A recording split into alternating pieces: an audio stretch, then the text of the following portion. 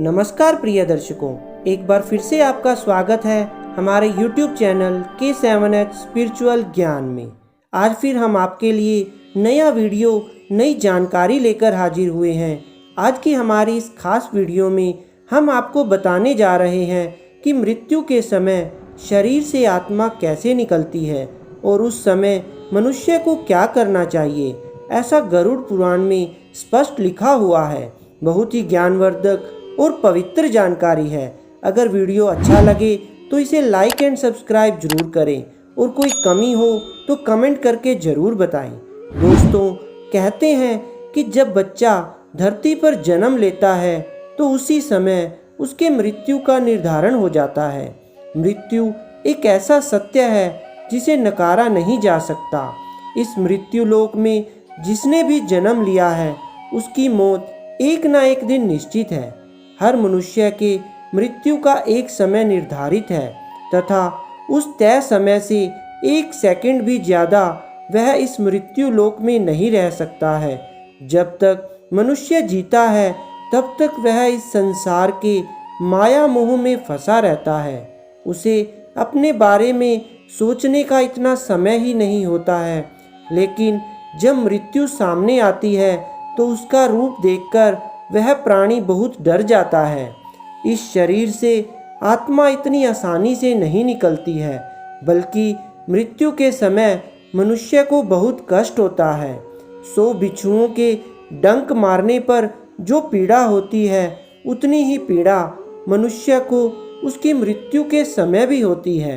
उसी समय उसको इतनी अधिक पीड़ा होती है कि वह भगवान से यही मांगता है कि हे भगवान, जल्द से जल्द मुझे मुक्ति दे दो। इस संसार में चारों तरफ दुख ही दुख भरा है। चाहे कोई कितना भी पैसे वाला क्यों ना हो, उसे भी किसी न किसी बात का दुख होता ही है। इस दुनिया में कोई सुखी नहीं है। दोस्तों, गरुड़ पुराण के अनुसार मनुष्य के 9 छिद्रों में से कहीं से भी आत्मा निकल सकती है। ये 9 छिद्र निम्नत हैं, जैसे कि दोनों आँख, दोनों कान, नाक के 2 छिद्र, मुख तथा उत्सर्जन अंग। इनमें से कहीं से भी आपकी आत्मा निकल सकती है।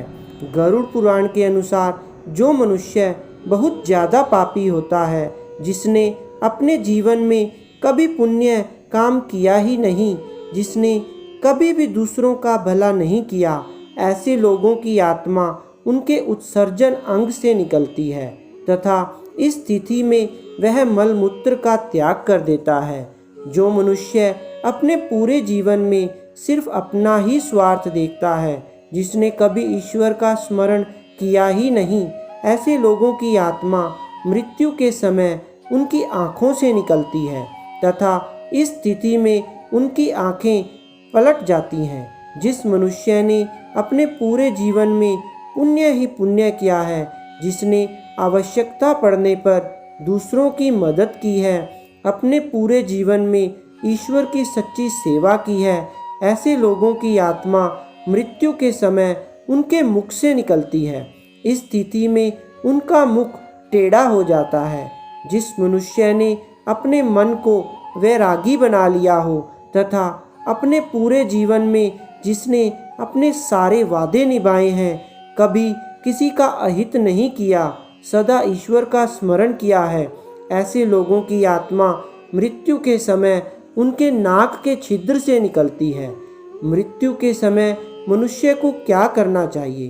दोस्तों, गरुड़ पुराण के अनुसार जब भी किसी व्यक्ति की मृत्यु होने वाली होती है तो उसको आभास हो जाता है।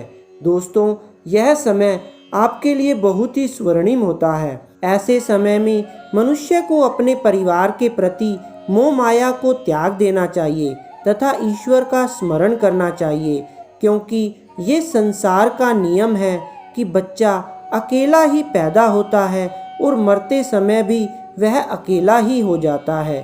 तो फिर ऐसी मोह माया क्यों? गरुड़ पुराण के अनुसार मृत्यु के समय मनुष्य को कुछ पल के लिए दिव्य दृष्टि दे दी जाती है। वह इस स्थिति में पूरे संसार को एक रूप में देखता है। जन्म से लेकर अभी तक उसने जो कुछ भी किया है वो सब कुछ उसको स्मरण होने लगता है। ऐसी स्थिति में सारी मोह माया त्याग कर मनुष्य को ओम शब्द का उच्चारण करना चाहिए। ऐसा करने से उस प्राणी की आत्मा को मोक्ष प्राप्त हो जाता है। ओम में ही उस परमात्मा का वास है तथा आत्मा उसी परमात्मा का एक अंश है। इसलिए आत्मा अमर है, सिर्फ शरीर मरता है। आत्मा को कोई नहीं मार सकता।